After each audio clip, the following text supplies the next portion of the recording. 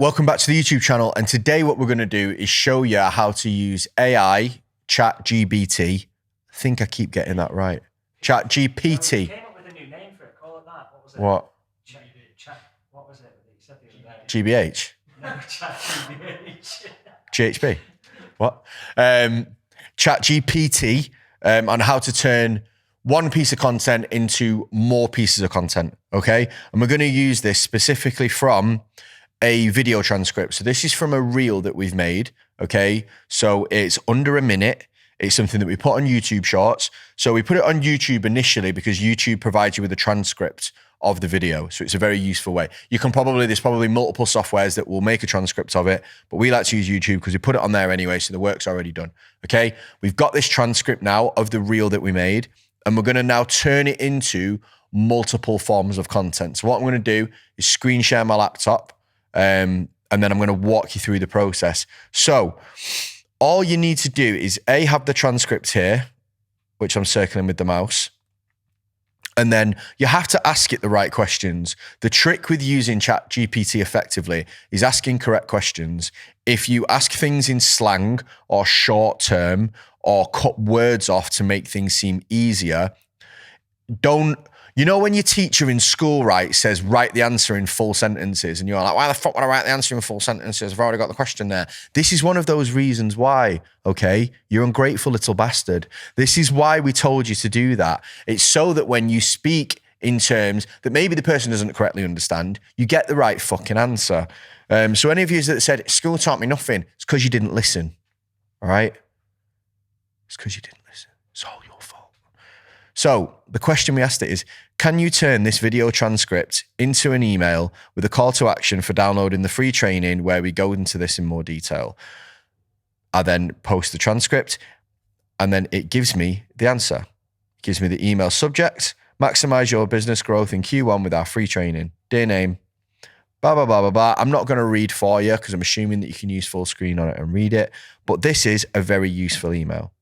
Okay, it's something that we could throw out there. It's something that would be really useful to send to our clients. Another good thing is that because my words have gone into this, my spoken words, it's written more in my language.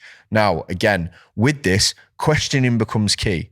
So if I was going to be pedantic, I actually wouldn't say, can you turn this video transcript into an email? I would say, you can say please if you want to be polite. I don't think it cares, but I would just write, turn this video transcript into an email, and I wouldn't have the question mark on it. The reason why is ChatGPT's answer could be, yes, I can. And then I'd have to go through the whole fucking rigmarole again. And as it gets more like, it probably will start being a fucking dickhead at times. So just be aware of that. So again, I would write, now turn this into a blog post optimized for SEO. But lo and behold, even though I've asked it, and it could give me a pedantic answer of course I can. That's why you're here. It's actually written it out properly. Okay. You still want to proofread some of this, because what I would do is what it's done, and this is an understanding that you have to have of it, because I've put the call to, because I've said where we go into more detail, it's fine actually. Can you turn this into a blog post optimized for SEO? Correct. Can you turn this into an Instagram carousel? So it's actually identified that it can't actually turn it into a carousel. So what you could do is, to avoid it kicking this back, you could say, could you turn this into text that could be put on an Instagram carousel? And then it would just do it. But it's actually, it's so fucking clever. It's told me it can't do it, and it's told me the workaround for it anyway. So it's not too bad. And then, can you turn this into 10 tweets? And it's turned it into 10 tweets for us there. Okay. Can you do these without call to actions? And then it's got a little bit stuck. So you can sometimes go too far down into the rabbit hole, and because it's working off the previous question. So you need to remember that this program learns and it goes off what it's done previously. So as you are, it's called a compounding error. Okay. So if you make a mistake with the question you ask it in the first instance, it's going to repeatedly make that mistake deeper and deeper and deeper as it goes into the text. So what it's done here is it's ended up with too many call to actions. And then it's not really understood what we needed it to do at the bottom. So what I could do is I could take the original text. Actually, I'm going to do that now live. So I'm going to take the original text because that's not got the compounding error in it. I'm going to be polite.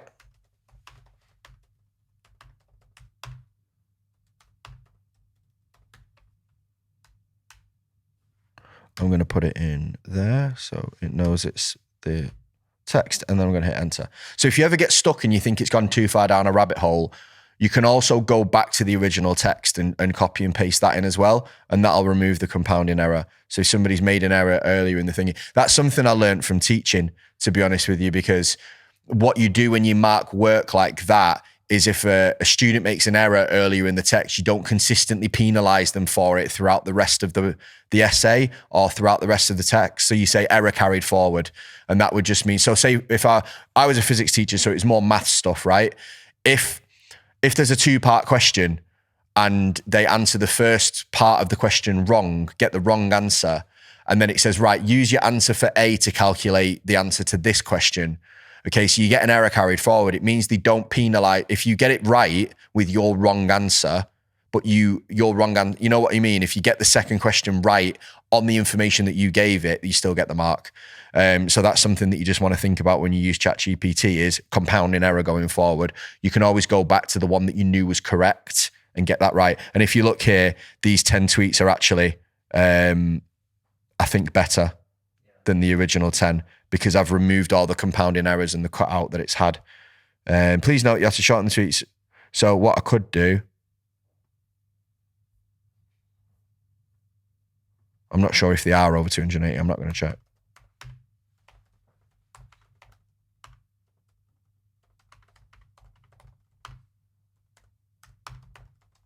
So I didn't know that. I didn't even think about it, but it's already kind of teaching me.